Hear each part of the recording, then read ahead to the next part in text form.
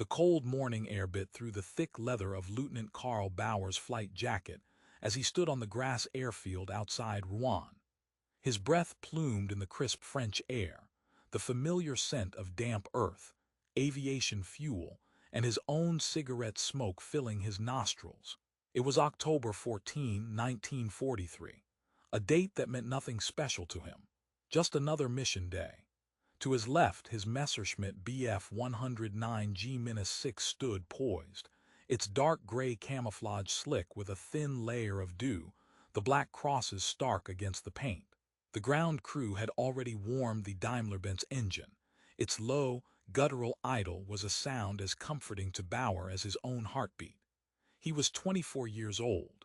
On the left breast of his jacket, above the Iron Cross First Class, was the silver front fligspange for fighters, its numerous pendants indicating over 200 combat missions.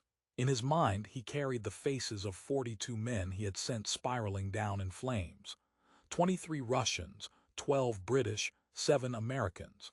The Americans were the easiest. He flicked his cigarette butt, watching it sizzle out in a puddle. Another milk run, Karl. His wingman, Feldwebel Hans Vogel, a fresh-faced boy of 19 with only 6 weeks on the front, clapped him on the shoulder. Vogel's confidence was a brittle new thing. Bauer's was worn smooth and hard, like a river stone. "Always is with the Amis," Bauer replied, his eyes scanning the eastern horizon where the sun was beginning to bleed orange. "They fly like they're on a Sunday stroll. Big, slow targets. Remember the drill, Hans. They hate turning fights. Get on their tail, stay there, and they are dead men. Their planes are too heavy, their pilots too green." He said it with the absolute certainty of a man reciting a proven scientific fact. And why wouldn't he? For over a year, the narrative from high command had been consistent, reinforced by his own experience in the skies over France. The American P-47 Thunderbolt was a joke. A jug, a flying milk bottle, a lead sled. Intelligence reports, which Bauer had seen summarized in briefings, painted a clear picture. It was a large, cumbersome aircraft, powered by a massive radial engine that made it a visible beacon, with a disappointing rate of climb and mediocre maneuverability. It was designed for high-altitude interception, a niche role. Down here, in the medium altitudes where the real fighting happened, it was a lumbering ox waiting for the butcher. What Bauer and the entire Jagdwaffe did not know, could not possibly comprehend from their vantage point in occupied France, was that they were basing their entire tactical doctrine on a snapshot of American industrial and technological capability that was already 18 months out of date. The intelligence that reached the desks of Luftwaffe planners was a collection of fragments, often from early, troubled combat deployments, filtered through a prism of cultural prejudice and technological arrogance. They saw the United States as a nation of car salesmen and factory workers, capable of mass production but lacking the finesse, the warrior spirit, and the engineering genius that had produced the sleek, deadly Bf 109. They believed they were facing a quantitative advantage. The terrifying, war-altering truth was that they were about to face a qualitative revolution, backed by a quantitative output that defied human imagination. The roots of this catastrophic miscalculation ran deep. Since the fall of France in 1940, the Luftwaffe had enjoyed near-total air superiority over the European continent. Their pilots were battle-hardened veterans of the Spanish Civil War, the Blitzkrieg, and the Eastern Front. Aircraft like the Bf 109 and the Focke-Wulf FW 190 were masterpieces of design, optimized for performance and lethality. German aces racked up scores that seemed almost mythical. Success bred a profound institutional arrogance. When the first American heavy bombers, the B-17 Flying Fortresses, began appearing in significant numbers in late 1942, they were met with a similar disdain. They were slow, flew in rigid formations, and were, according to German fighter pilots, easy to shoot down. The early escort fighters like the P-47s with their limited range seemed to confirm this assessment. They would turn back at the German border, leaving the bombers to be slaughtered. The German High Command, from Reichsmarschall Göring on down, scoffed. The Amis didn't have the stomach for a real fight. This overconfidence was cemented by fatally flawed intelligence.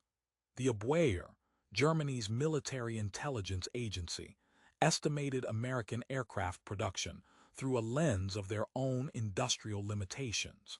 A report from early 1943, circulated to fighter wing commanders, stated that the United States might be able to produce up to 500 heavy fighters per month. This number was considered impressive but manageable. The Luftwaffe, after all, was confident its pilots could maintain a kill ratio of at least 3:1. The math seemed to work in their favor. The reality was so far beyond their comprehension it might as well have been science fiction. In the very month that report was written, Republic Aviation's factory in Farmingdale, New York, was spitting out not 500 P-47s, but nearly 120. And that was just one factory for one type of fighter. Across America, a vast, humming industrial machine was awakening. Lockheed, North American, Bell, the numbers were staggering. In 1943 alone, the United States would produce over 85,000 aircraft. Germany would produce just over 40,000 for the entire war. The technical comparisons that German engineers drew up were based on the earliest P-47 billion and C models, which did indeed suffer from teething problems. They noted its weight, over 7 tons fully loaded, nearly double that of a Bf-109. They calculated its wing loading, which suggested poor agility. They knew about its massive Pratt & Whitney R-2000 800 double Wasp engine, but believed its sheer size was a liability, creating too much drag for efficient high-speed flight. They were wrong. What they failed to grasp was the American philosophy of design, brute force engineering, massive redundancy, and a relentless focus on survivability. While German engineers sought elegant, lightweight solutions, American engineers simply built things stronger, bigger, and with more power. They solved problems of aerodynamics not with finesse, but with raw horsepower. There were voices of caution, of course. They were simply ignored.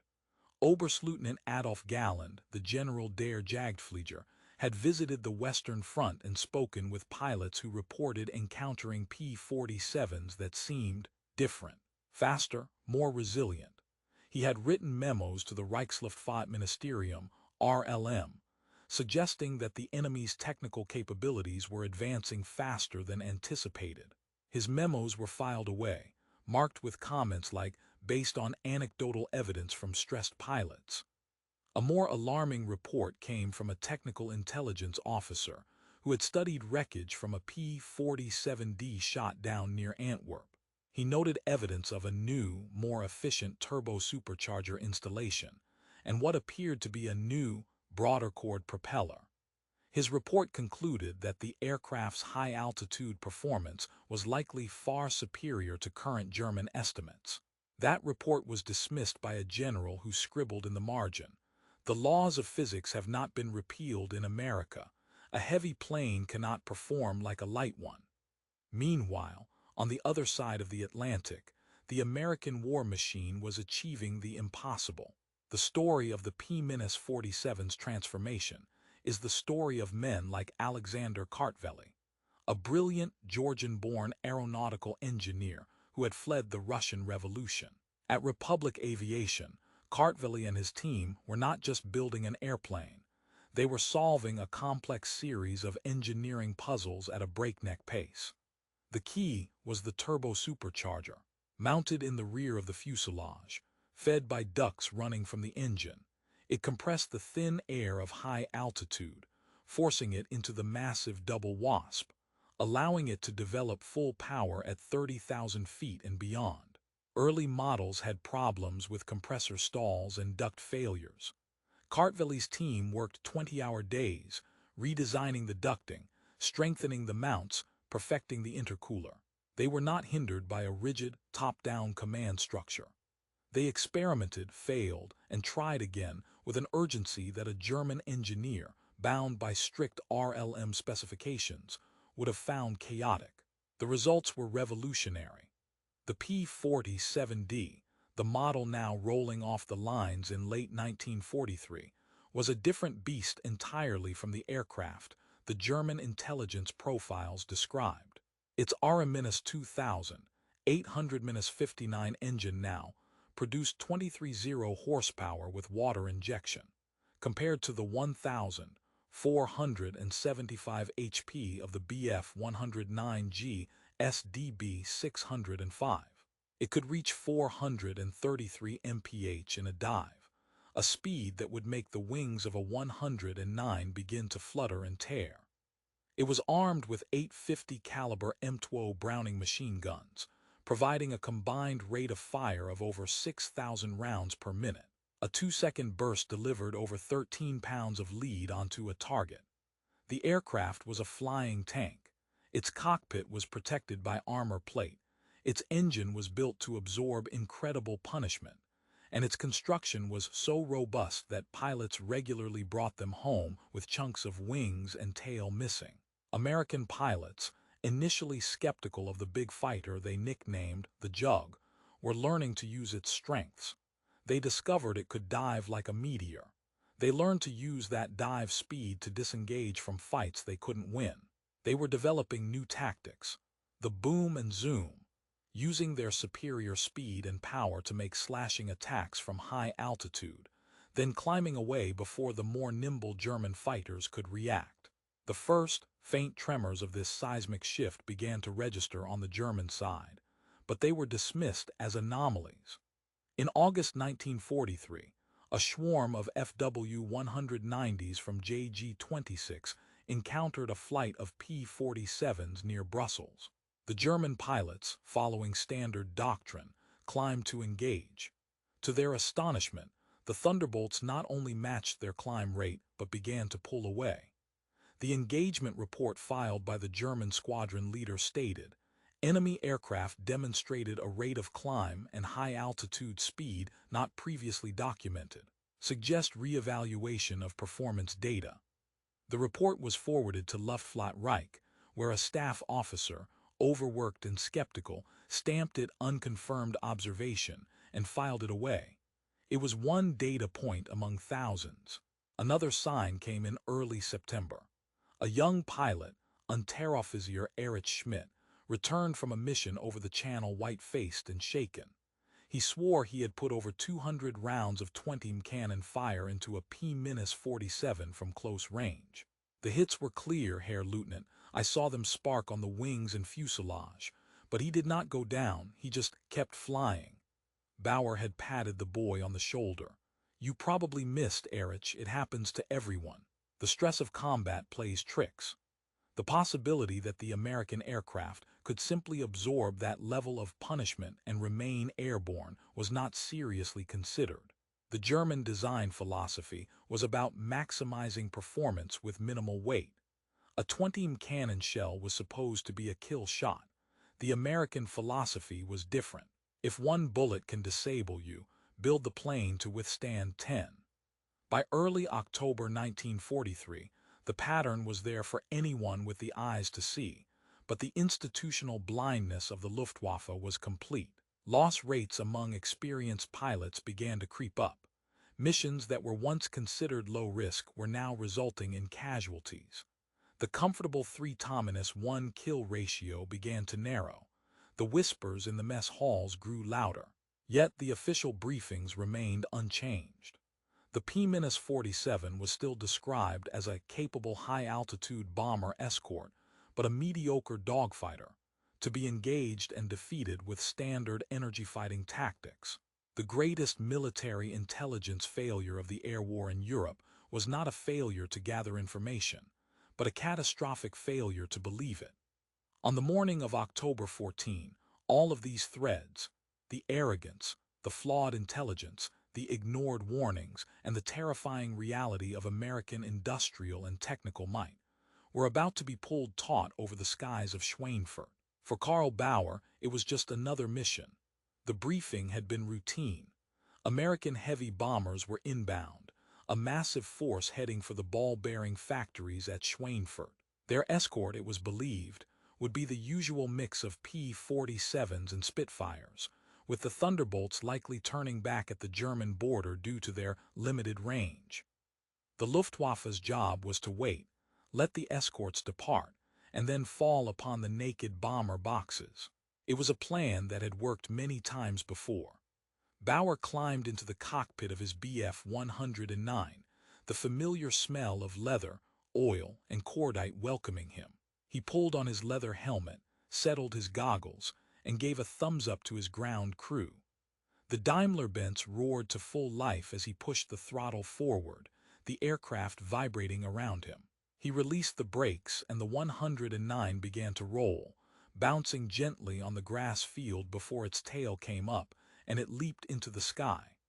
Vogel's aircraft was a blur to his right, tucking into formation. They climbed steadily, joining a stream of other 109s and 190s, a mighty armada of over 300 German fighters gathering to deliver what they believed would be a decisive, war-winning blow. They leveled off at 24,000 feet, the air cold and thin. The world below was a patchwork of green and brown, the river Main a silver thread. Bauer scanned the sky, his eyes, trained by years of combat, searching for the first specks that would be the American formation. The radio was quiet, disciplined. Then the call came from ground control. Achtung, Indianer, bomber formation, bearing 270, Angels 25, estimated strength 200 plus. Escorts present. Bauer saw them then. A vast, dark cloud in the distance, slowly resolving into individual aircraft. The B-17s flying in their tight, formidable combat boxes. He looked for the escorting fighters, expecting to see them as small, darting shapes around the periphery of the bomber stream. He saw a few. Then he looked again, and his blood ran cold. They were not just on the periphery. They were everywhere. Above the bombers, below them, staggered in layers that stretched back for miles, and there were not dozens of them. There were hundreds.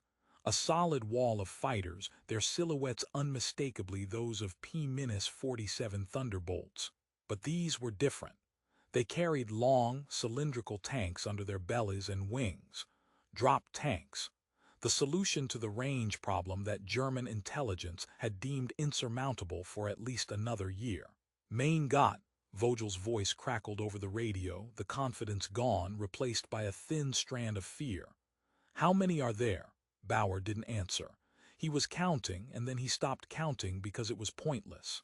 The entire western horizon was filled with aircraft. This was not the small, manageable escort force they had been briefed to expect. This was an aerial invasion. The first gnawing doubt, a cold, sharp thing, began to uncoil in his gut. The briefings were wrong. The intelligence was wrong. Everything was wrong. The German formation pressed on, driven by discipline and the momentum of their attack plan. The order came from the mission commander. All units engage the escorts. Clear them out for the bomber-destroyers. It was the same order they had executed 100 times. Bauer pushed his throttle to the firewall, the DB-605 screaming as he led his swarm in a climbing turn, aiming for a quartet of P-47s flying high cover.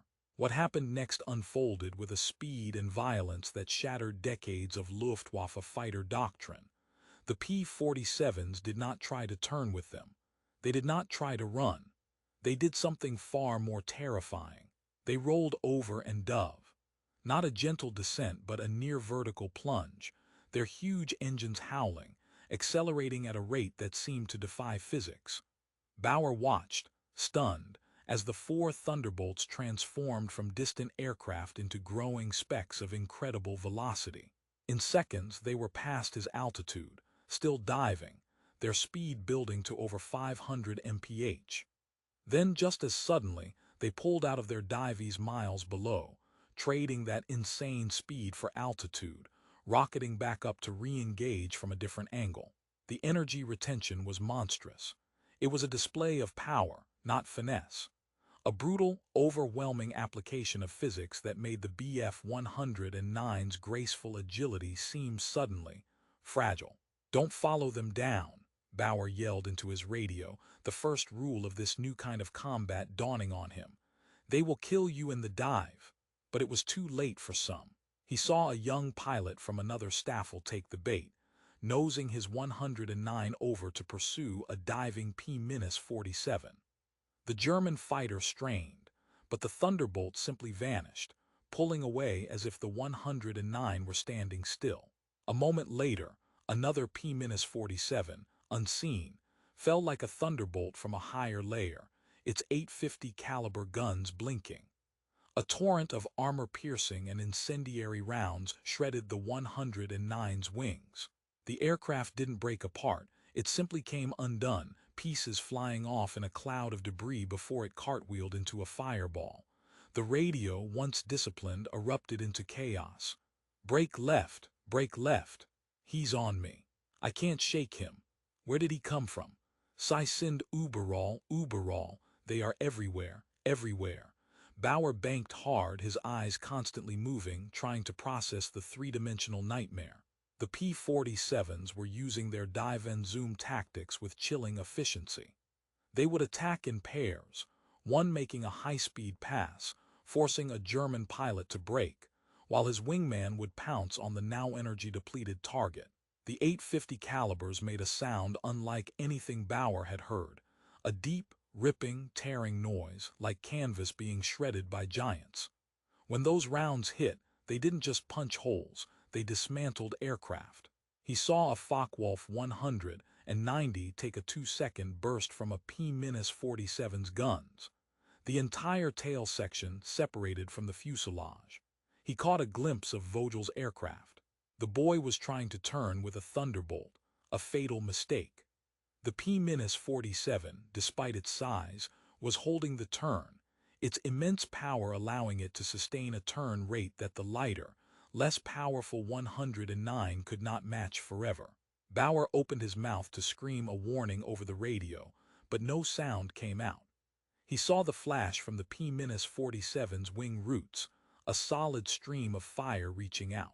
Vogel's 109 shuddered, then flew straight through the stream of bullets. The cockpit vanished in a haze of plexiglass and blood. The aircraft rolled onto its back and spun down, a funeral pyre. A cold rage filled Bauer. He chopped his throttle, pulled back hard on the stick, and stomped on the rudder, executing a brutal brake turn. He saw the P-47 that had killed Vogel fill his reflector sight. He closed to 200 meters, well inside the effective range of his 20 cannon. He pressed the trigger on his control stick. The aircraft shuddered with the familiar thump-thump-thump of the MG 151/20. He saw the explosive shells walk up the Thunderbolt's fuselage, bright flashes marking direct hits. This time, he knew he hadn't missed. The P-47's entire rear fuselage was peppered with holes. Smoke began to trail. And then the impossible happened. The Thunderbolt didn't break apart. It didn't spin out of control. It didn't even seem to lose speed. It simply kept flying. The pilot rolled slightly, looked back over his shoulder. Bauer could almost see the man's face, and then pushed the throttle forward. The radial engine bellowed and the damaged aircraft began to pull away, the smoke thinning out. It was still flyable. It was still combat effective. The 20 cannon shell, the weapon that had killed so many Spitfires and Hurricanes, had been shrugged off. In that moment, standing in his cockpit, watching the wounded but victorious P-47 climb away, the entire edifice of Karl Bauer's understanding of aerial combat crumbled to dust. The arrogance, the technical comparisons, the kill ratios, the cultural sneering, it was all a lie, a comforting fairy tale told to children before the monster reveals itself. They weren't fighting pilots. They were fighting factories. They weren't fighting tactics. They were fighting thermodynamics. They weren't fighting men. They were fighting an industrial reality so vast it had become a force of nature. The cold rage that had filled him moments before evaporated, replaced by a hollow, chilling clarity. The battle was not a battle. It was a systemic failure playing out in real time, a collision of two worlds that operated on fundamentally different principles. He was not an ace in this new reality. He was a statistic. The realization was a physical blow, a vacuum in his chest that stole his breath more effectively than the thin air at 24,000 feet. His survival instincts, honed over 200 missions, took over. His mind, now stripped of its illusions, began processing information with a brutal, new efficiency. He stopped thinking about killing and started thinking about living. He scanned his instruments. Fuel, half. Ammunition, 60 rounds for the cannon, maybe 200 for the machine guns. He looked outside. The sky was a swirling madness of contrails, fire and diving, climbing, turning aircraft. The neat, disciplined formations of the Luftwaffe were gone, shattered into individual fights for survival. The radio was a continuous scream of panic, pain, and futile warnings. Schmidt is hit. He's bailing out. I can't get him off my tail. Main motor, oil pressure is 0. Bauer banked sharply left, then right, his head on a swivel. A P-47 flashed past his canopy, so close he felt the turbulence of its passage shake his 109. It was gone before he could even think to aim. He saw another one higher, turning to set up for another diving pass. He was prey. The hunter had become the hunted. He made a decision. He shoved the stick forward, nosing the 109 into a steep dive. It was a desperate move. The 109's dive acceleration was good, but he knew it was nothing compared to the juggernaut descending all around him. The airspeed needle began to climb. 400, 450, 500 km/h. The airframe began to vibrate, a low, ominous hum that grew into a shudder. He knew the limits of his machine. At around 750 km/h, the controls would stiffen, and the wings could begin to flutter. He was risking tearing the aircraft apart just to escape. A glance in his mirror showed a P-47 had latched onto his tail. It was diving with him, but it wasn't just keeping pace. It was gaining, its massive, blunt-nosed silhouette growing larger with terrifying speed. The American pilot wasn't even straining his aircraft. He was just falling. Bauer pulled back on the stick, trying to level out and turn, to bleed off the P-47's speed advantage. The G-forces pushed him down into his seat, his vision graying at the edges. The Thunderbolt overshot, its incredible velocity carrying it past him in a blur. For a split second, Bauer had a perfect, fleeting shot at its broad fuselage. He didn't take it. He knew what would happen. He would score hits, the P-47 would smoke, and it would keep flying. It would be a waste of his last precious ammunition. Instead, he rolled inverted and pulled hard, diving again in a different direction, seeking the sanctuary of the lower altitudes, the thick, soupy air where the Thunderbolt's performance edge might be slightly blunted. He broke into the clear at 8,000 feet, the world below suddenly sharp and real. He saw villages, roads, a meandering river. The roar of the battle was a distant thunder above. He was alone. His swarm was gone. Vogel was gone. He checked his fuel again, less than a quarter. He had to get home. The flight back to Rouen was a tense, nerve-shredding journey. Every cloud held a potential P-47. Every speck in the sky was a threat. He flew low, skimming the treetops, using the terrain for cover, a tactic he had once mocked the Russians for using. The confidence of the morning was a distant, foolish memory. The airfield at Rouen came into view, a welcome sight that brought no relief, only a profound exhaustion. He made his approach, the familiar routine of lowering flaps and gear feeling alien and fragile. His 109 touched down on the grass, bouncing once, twice, before settling into its roll. He taxied to his dispersal point and cut the engine. The sudden silence was deafening. As he climbed out of the cockpit, his legs were unsteady. The ground crew chief, a veteran mechanic named Klaus with grease perpetually under his fingernails, looked up at him, his expression expectant. Then he saw the empty space where Vogel's aircraft should have been. His face fell. Bauer just shook his head, unable to speak. He walked past the man, his leather flying boots scuffing the damp grass. He looked around the airfield. Other 109s and 190s were returning, but not nearly enough. The sky, which had been filled with the roar of over 300 German fighters just hours before, was now punctuated by the lonely sound of a few scattered engines. He counted the aircraft taxiing in or already parked. He stopped at 17 from his grup alone. They had started the day with 42. In the debriefing hut, the atmosphere was funereal. The intelligence officer, a captain from the safety of his desk, tried to maintain order. "List your claims, gentlemen. We must account for the enemy's losses." A pilot from 3rd Staffel, a young lieutenant with a gash on his forehead, slammed his hand on the table. "Claims? What claims? They slaughtered us. They were untouchable." The intelligence officer remained impassive. "The P-47 is a capable aircraft, but our tactics are obsolete." Bauer heard his own voice, flat and cold, cut through the room. All eyes turned to him. He was standing by the door, still in his flight jacket, the stink of cordite and sweat clinging to him. "They are not the aircraft we were briefed on. They have range.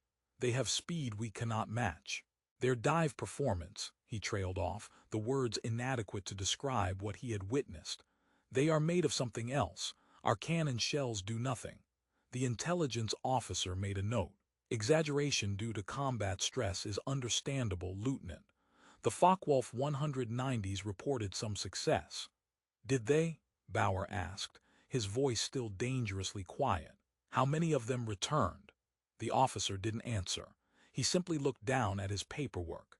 The debriefing dissolved into a chorus of angry, frightened voices, each man recounting his own story of the massacre. The myth of the clumsy, fragile P-47 had died over Schweinfurt, and in its place was born a new, terrifying legend. The scale of the defeat was not confined to Bauer's airfield. It was a catastrophe replicated across every Jagdschwader that had risen to meet the American Armada that day. The official after-action report for October 14, 1943, would later be stamped Geheim Reichsech, secret Reich matter, and buried in the archives of the Luftwaffe High Command. It made for grim reading. The Luftwaffe had committed 315 fighter aircraft to intercept the Schweinfurt raid.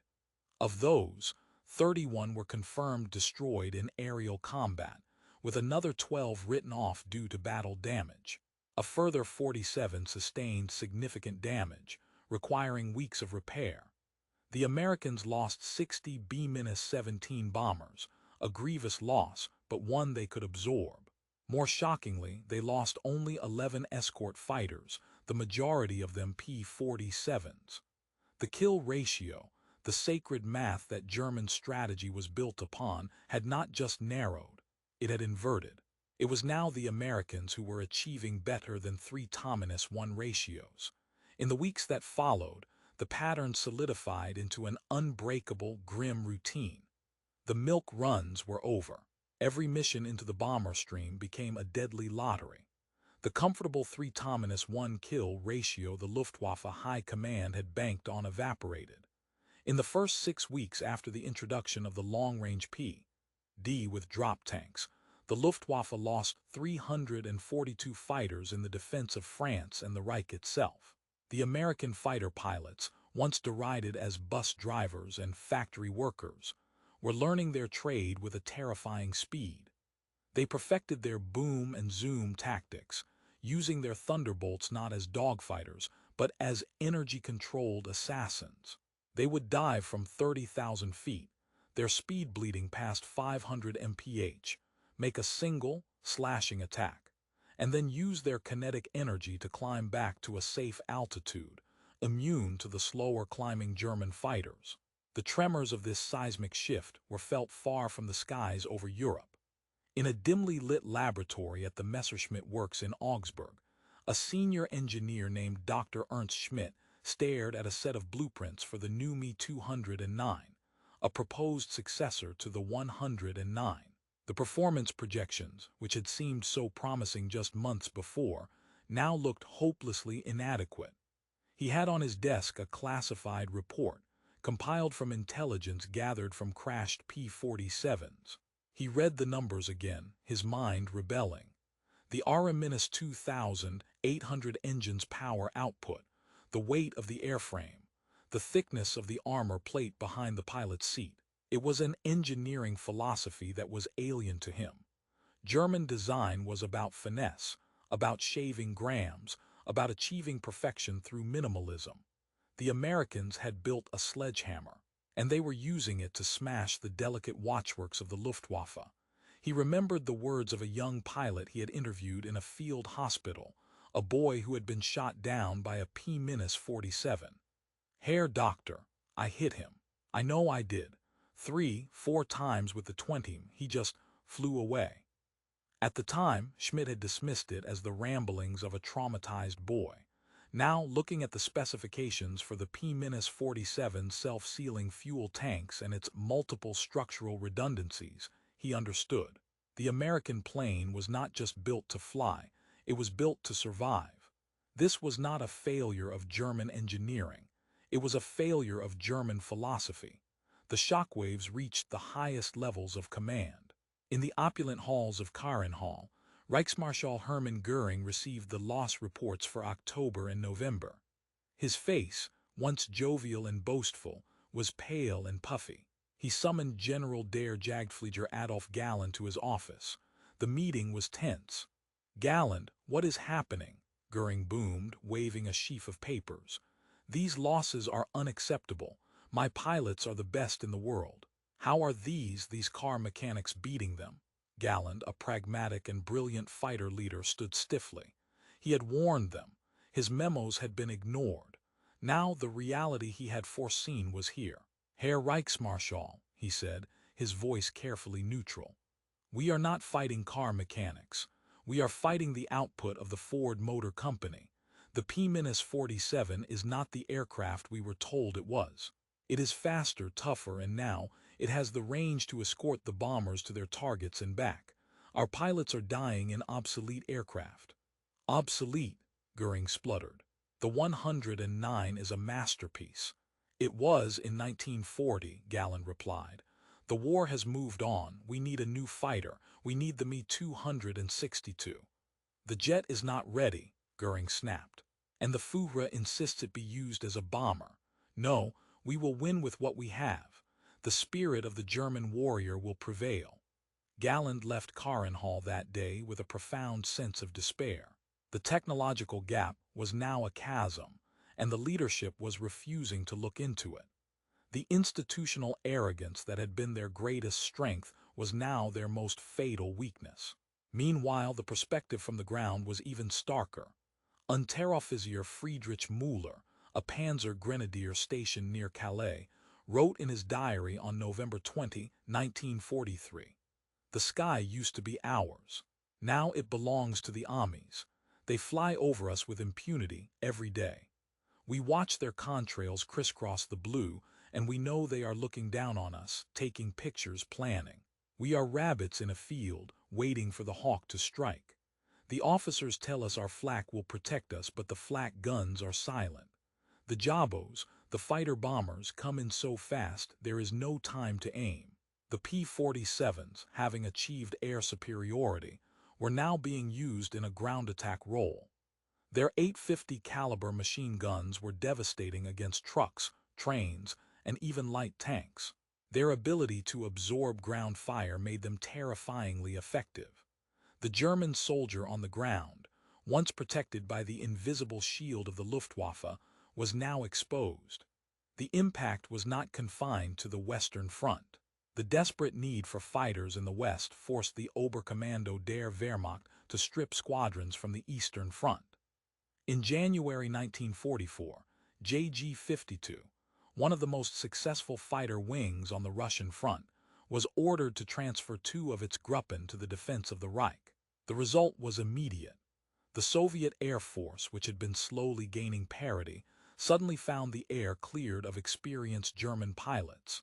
Soviet Ilmenus II Sturmovik ground attack aircraft, the flying tanks, began operating with near impunity, hammering German ground forces that no longer had adequate air cover. The collapse was a cascade. A failure in one theater directly led to collapse in another. The human cost was the most devastating statistic of all. The Luftwaffe was losing its most irreplaceable asset, its experienced pilots. A pilot like Karl Bauer, with over 200 missions, was worth a dozen new aircraft. But the veterans were dying at an unsustainable rate. In the first quarter of 1944, the Luftwaffe lost over 1,000 pilots killed or captured in the West alone. The training pipeline, already shortened and hampered by fuel shortages, could not keep up. The average experience level of a German fighter pilot plummeted. Boys were being sent into combat with barely 100 hours of flight time to face American pilots who had trained for 300 hours and who were flying vastly superior aircraft. They were not just being shot down, they were being systematically exterminated. Back in Rouen, Karl Bauer was a changed man. The cocksure ace was gone, replaced by a grim, fatalistic soldier. He flew his missions, but the joy, the sense of mastery was gone. He was a functionary in a failing enterprise. He saw the new pilots arriving, boys of 17, their eyes wide with a mixture of fear and propaganda-fed fervor. He saw them die, quickly and unremarkably, their names forgotten before their personal effects were even packed up. On a cold morning in March 1944, his staffel was scrambled to intercept a formation of B-17s heading for Berlin. The P-47s were there, waiting, stacked in layers up to 35,000 feet. The fight was a repeat of the Schweinfurt disaster. Bauer's flight was bounced by a pair of Thunderbolts that dove out of the sun. He managed to evade the first pass, his aircraft shuddering as a .50 caliber round clipped his tail. He rolled and dove, but this time there was no escape. A second P-47, piloted by a Captain John Jack Reynolds from Iowa, latched onto his tail. Bauer threw his 109 into a series of violent, gut-wrenching turns. He could hear the occasional thwack of a .50 caliber round striking his airframe. The P-47 stayed with him, its pilot patient, methodical. Bauer knew he was dead. He was out of ideas, out of altitude, out of energy. He looked over his shoulder and saw the Thunderbolt, its 8-gun ports winking in the sunlight. The sound was not of individual shots, but a continuous, ripping roar, like a giant sheet of metal being torn in two. A storm of lead walked through his aircraft. The instrument panel exploded in a shower of glass and sparks. A searing pain shot through his left leg. The Daimler-Benz engine coughed once, belched a plume of black smoke and seized. The cockpit filled with the acrid smell of smoke, hot metal, and his own blood. The controls went slack in his hands. "Bauer, bail out, bail out," a voice screamed over the radio. It was his new wingman, a boy whose name he couldn't even remember. He reached for the canopy release, his movements sluggish. The canopy flew away and the slipstream tore at his clothes. He unbuckled his harness and tried to stand, to throw himself clear, but his wounded leg wouldn't support him. The 109, mortally wounded, fell into a spin. The world outside the cockpit became a dizzying spiral of blue sky and green earth. He was trapped. He closed his eyes, waiting for the final impact. He thought of Vogel, of the 42 men he had killed, of the arrogant certainty of that morning in October. He had been so wrong. They had all been so wrong. The last thing he felt was not fear, but a profound, crushing sense of waste. The wreckage of his Bf 109G-6 was found by French farmers in a field near Amiens. They pulled his body from the crumpled cockpit. He was identified by his dog tags and the silver front fligsband still pinned to his charred jacket. He was one of 62 German fighter pilots killed in the first 6 months of 1944. The story of the P-47 Thunderbolt is not just the story of an aircraft. It is the story of a paradigm shift. It was the physical manifestation of American industrial power, a brutal, straightforward answer to a complex problem. By the end of the war, the United States had produced 15,000, 683 P-47s. The Luftwaffe, in its entire existence from 1935 to 1945, managed to produce approximately 34,000 Bf-109s of all variants. The numerical advantage was staggering, but it was the qualitative leap, achieved through relentless iteration and a philosophy of brute force engineering, that proved decisive. The German pilots fought with incredible bravery and skill until the very end, but they were fighting against an economic and industrial system that had already rendered their tactics, their technology, and their sacrifices obsolete. They weren't defeated by a lack of courage. They were defeated by a factory in Farmingdale that could produce a P-47 in a fraction of the man-hours it took to build a Bf-109. They were defeated by an engineer in New York who solved a turbo-supercharger problem while German engineers were waiting for approval from a committee in Berlin. They were defeated by a pilot from Iowa who had more flight time in training than most German aces had in combat when they died. When the war in Europe ended in May 1945, the P-47 had been credited with destroying over 37 enemy aircraft in air-to-air combat. The Luftwaffe was a ghost, its pilots dead, its aircraft destroyed, its airfields cratered. The sky, once the domain of the proud eagle, now belonged entirely to the Thunderbolt. In the end, Karl Bauer's final, shattered realization was the epitaph for the entire German fighter arm. They weren't fighting men. They were fighting an idea, an industrial reality so vast and powerful that no amount of individual heroism could ever hope to overcome it. The fairy tale was over, and the cold, hard reality of total war had claimed its final, decisive victory.